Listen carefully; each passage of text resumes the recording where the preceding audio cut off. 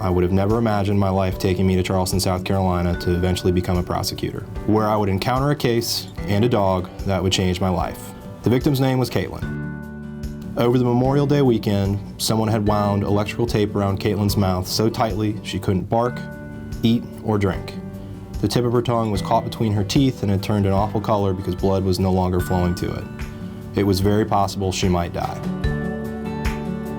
Animal Control immediately took her to the Charleston Animal Society for safekeeping. When the tape was cut off, Caitlyn's face swelled up so much she was unrecognizable. The first time I had the chance to meet Caitlyn, she jumped into my lap and something tugged at my heart. The story and the photos went viral across the internet. Hashtag #IamCaitlyn became the rallying cry for victims of animal abuse around the world, and I was suddenly the lead on a very high-profile prosecution. 4 days before trial, I got a call from the defense. They wanted a plea deal. With the challenges facing the case, we took the deal, and the suspect received the maximum 5 years for felony animal cruelty. This wasn't the last I would see of Caitlyn. A couple of months later, I was unfortunately working on a new animal abuse case and visited with Aldwin Roman, Charleston Animal Society's Senior Director of Anti-Cruelty and Outreach. As an aside, he relayed that they were struggling to find the right fit for a permanent home for Caitlyn and asked if my wife and I might be interested in taking her in. At this point, Aldwin wasn't aware, but in my own home, some sadness had struck.